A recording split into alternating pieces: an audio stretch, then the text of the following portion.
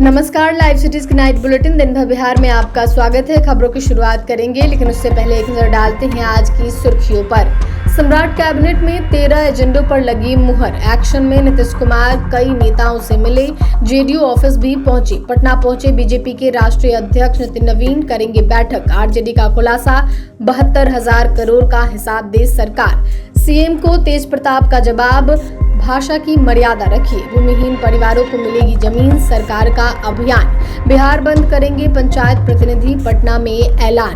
पटना में खान सर की कोचिंग पर हमला, गार्ड से मारपीट, 3 गिरफ्तार। पटना में 40,000 घूस लेते पकड़े गए स्वास्थ्य विभाग के एडिशनल डायरेक्टर। बिहार के कई जिलों का पारा 40 डिग्री से ज्यादा, 7 दिनों तक भीषण गर्मी।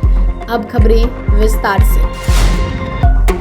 सीएम सम्राट चौधरी की कैबिनेट बैठक में 13 एजेंडों पर मुहर लगी। बैठक मुख्यमंत्री सचिवालय स्थित मंत्रिमंडल कक्ष में हुई। मीटिंग में बिजली उपभोक्ताओं की शिकायतों को निपटाने के लिए कई अहम फैसले लिए गए। North Bihar power distribution company limited और south Bihar power distribution company limited में 2 स्तरीय उपभोक्ता शिकायत निवारण फोरम का गठन होगा। फोरम के लिए मुख्य अभियंता के 2 नए पद होंगे। इसके अलावा विद्युत अधिशासन अभियंता के 2 नए पद भी बनाए जाएंगे। वहीं औरंगाबाद के नबीनगर में नया औद्योगिक प्रशिक्षण संस्थान ITI स्थापित किया जाएगा। इसके अलावा मुख्यमंत्री चिकित्सा सहायता कोष का लाभ लेने के लिए सालाना आय सीमा बढ़ा दी गई है। बिहार के पूर्व मुख्यमंत्री नीतीश कुमार आज अचानक जेडीयू के प्रदेश कार्यालय पहुंच गए। संयोग ऐसा रहा कि जिस जन सुनवाई कार्यक्रम में उनके बेटे निशांत कुमार समेत अन्य नेताओं को लोगों की समस्याएं सुननी थी, उसी कार्यक्रम में कोई भी मौजूद नहीं मिला। जानकारी के अनुसार आज जदयू कार्यालय में आयोजित जन सुनवाई कार्यक्रम में की जिम्मेदारी निशांत कुमार, दामोदर रावत और रत्नेश सदा के पास थी। लेकिन जब नीतीश कुमार अचानक प्रदेश कार्यालय पहुंचे तो कर्पूरी सभागार में इनमें से कोई भी नेता मौजूद नहीं था। ऐसे में नीतीश कुमार खुद जन सुनवाई कक्ष में पहुंचे और लोगों की समस्याएं सुनने लगे। इससे पहले नीतीश कुमार मंत्री लेसी सिंह और संजय झा से मिले, जहां दोनों नेताओं से बिहार की राजनीति पर चर्चा हुई। भाजपा के राष्ट्रीय अध्यक्ष नितिन नवीन 2 दिवसीय दौरे पर पटना पहुंचे ही। इस दौरान संगठन को और मजबूत बनाने पर विशेष फोकस किया है। वे बांकीपुर विधानसभा क्षेत्र में कार्यकर्ताओं के साथ बैठक कर संगठनात्मक गतिविधियों की समीक्षा किए हैं। जानकारी के अनुसार विधान परिषद चुनाव में भाजपा किन चेहरों को मैदान में उतारेगी, इस पर अंतिम निर्णय लेने के लिए राष्ट्रीय अध्यक्ष नितिन नवीन पटना पहुंचे हैं। इस दौरान वे मुख्यमंत्री सम्राट चौधरी, प्रदेश अध्यक्ष संजय सरावगी समेत भाजपा के वरिष्ठ नेताओं के साथ महत्वपूर्ण बैठक करेंगे।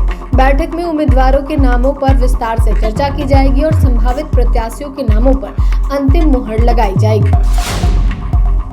आरजेडी के प्रदेश अध्यक्ष मंगनीलाल मंडल ने बिहार सरकार पर तीखा हमला बोला है। उन्होंने राज्य में बढ़ती गरीबी, बेकाबू भ्रष्टाचार और चरमराती कानून व्यवस्था को लेकर सरकार को घेरते हुए एक व्यापक आंदोलन का ऐलान किया है। मंगनीलाल मंडल ने कहा कि बिहार की बदहाली के खिलाफ आरजेडी चुप नहीं बैठेगी और 9 जून को ब्लॉक और 17 जून को जिला मुख्यालयों तक बड़ा प्रदर्शन किया जाएगा।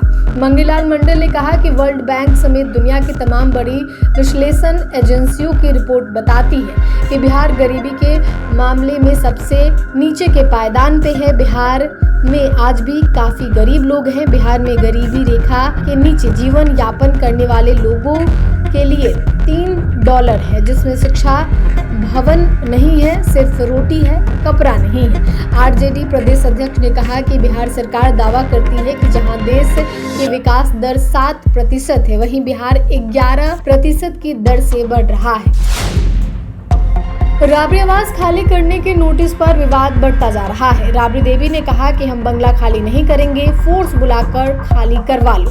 इस पर सीएम ने जवाब देते हुए कहा कि बंगला खाली होकर रहेगा, कोई माइका लाल बंगला खाली करवाने से नहीं रोक सकता है, ये किसी की बपौती नहीं है। अब राबड़ी देवी के बेटे तेज प्रताप यादव ने कहा कि हम भविष्यवाणी करते हैं कि 9 महीने के अंदर सम्राट सीएम की कुर्सी से हटेंगे। मुख्यमंत्री के पद की गरिमा और सम्मान करना चाहिए, लेकिन वह अपनी कुर्सी का सम्मान करने में असफल साबित हो रहे हैं। तेज प्रताप यादव ने कहा कि सम्राट चौधरी उम्र में उनसे बड़े हैं, लेकिन मुख्यमंत्री के पद पर बैठने के बावजूद वह पद की मर्यादा नहीं रख पा रहे हैं। तेज प्रताप ने फेसबुक पर राबड़ी के पैर छूते हुए सम्राट चौधरी की तस्वीर पोस्ट की थी। उसमें लिखा था कि भाषा की मर्यादा बनाए रखिए।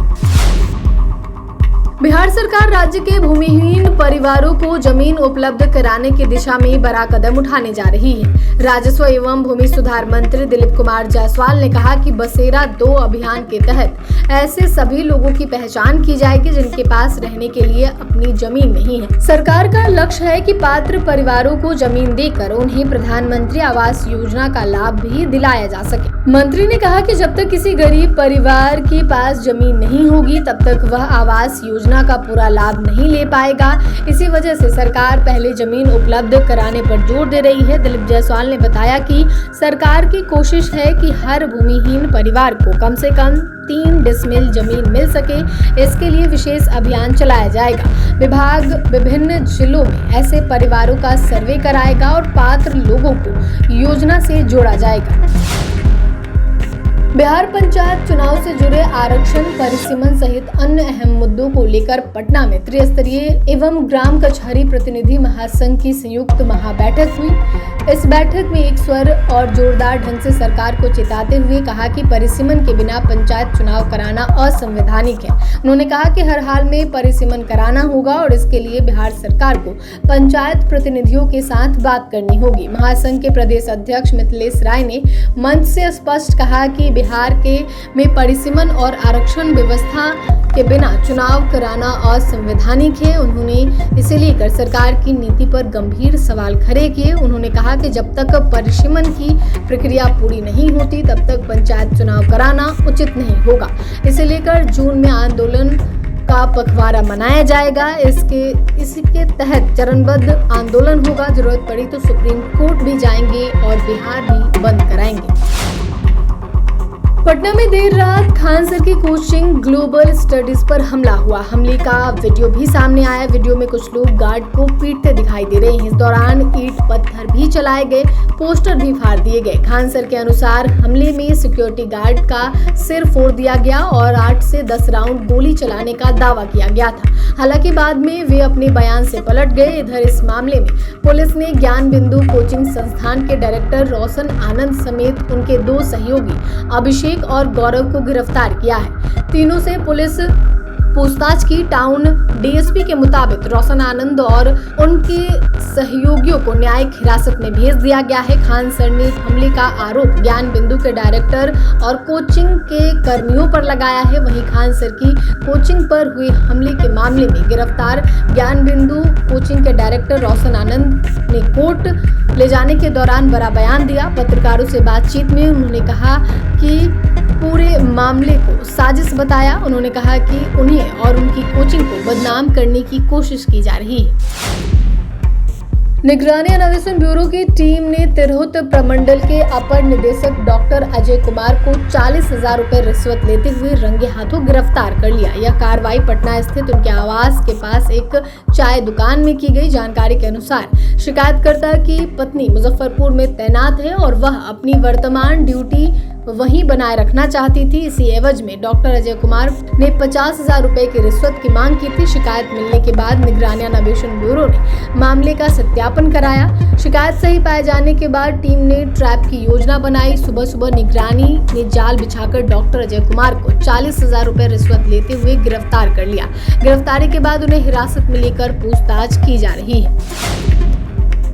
बिहार में पिछले दिनों लगातार आंधी बारिश हुई जिससे लोगों को उमस भरी गर्मी से राहत मिली थी, लेकिन अब मौसम का मिजाज बदल गया है। राज्य के अधिकतर जिलों में मौसम सामान्य है। 4 जिलों का अधिकतम तापमान 40 डिग्री सेल्सियस के पार पहुंच गया है। मौसम विज्ञान केंद्र के अनुसार बिहार में बुधवार को 5 जिलों में भीषण गर्मी पड़ने की संभावना है। हालांकि हीट वेव का कोई अलर्ट जारी नहीं किया है। इसमें कैमूर, रोहतास, औरंगाबाद, गया और पटना शामिल है। इन जिलों में अधिकतम तापमान 43 डिग्री तक पहुंच सकता है। वहीं 4 और 5 जून को 44 डिग्री तक पहुंचने की आशंका है। इसके अलावा 9 जून तक बिहार में गर्मी और उमस बरकरार रहेगी।